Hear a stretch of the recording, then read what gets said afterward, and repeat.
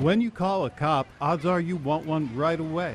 But in the city of Buffalo, the time it takes police to respond to calls, even the most urgent ones, has been creeping up and up. Common Councilman David Rivera, a former Buffalo detective who chairs the Police Oversight Committee, says that's not news to him. I mean, I get calls all the time, why did it take 2 hours? Why did it take a half hour for the police to get here? Investigative Post analyzed 6.5 years of 911 calls to Buffalo police between 2014 and 2020. Specifically, we looked at response times for 5 high-priority calls, including guns and shootings, assault, domestic violence, and burglary. Across the board, we found police response times have been getting slower. This despite the fact that the volume of high-priority calls to Buffalo police has dropped by about a quarter in that time period.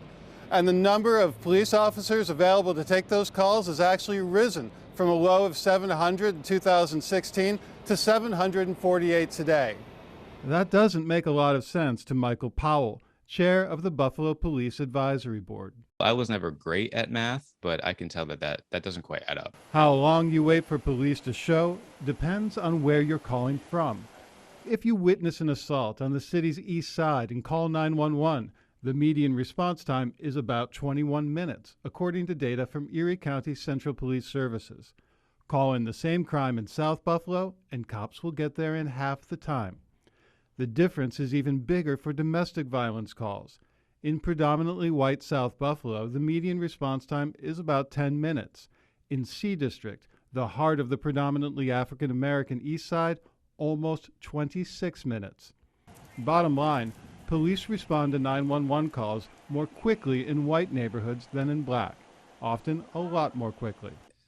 You can easily say that it's racism, but I think it even goes deeper than that. Captain Jeff Rinaldo, spokesman for the Buffalo Police Department until his retirement last summer, says that's not it. In terms of this being a race issue, it's just absolutely not accurate.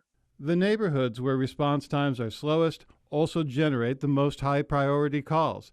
According to Rinaldo, minimum staffing levels required under the police union's contract limit the department's ability to shift resources into high-crime areas. Having enough patrol cars in good working order has been an issue too. Ideally, we'd like nobody to have to wait an exorbitant amount of time for police service, but you have to be able to balance your resources. Regardless of the reasons, the difference in response times, one neighborhood versus another, coupled with an overarching distrust of police, can have a chilling effect. Powell says he hears it all the time at community meetings. I'm not even going to bother wasting my time calling the police because I know they're not going to show up. And if they do, I don't know what's going to happen. Powell said that may explain why 911 calls are down, at least in part. Crime in the city has also declined over the past decade following national trends. It's difficult to say how Buffalo police compare to other cities for a host of reasons. Different demographics, different geography. Not to mention there's no national standard for how to report and collect 911 data. It's all apples and oranges. But Rivera, the cop-turned-council member, believes manpower is an issue. When he joined the force 40 years ago, Buffalo had nearly twice the number of patrol officers it has now. The only time you know there's less police officers is in the response time to 911 calls.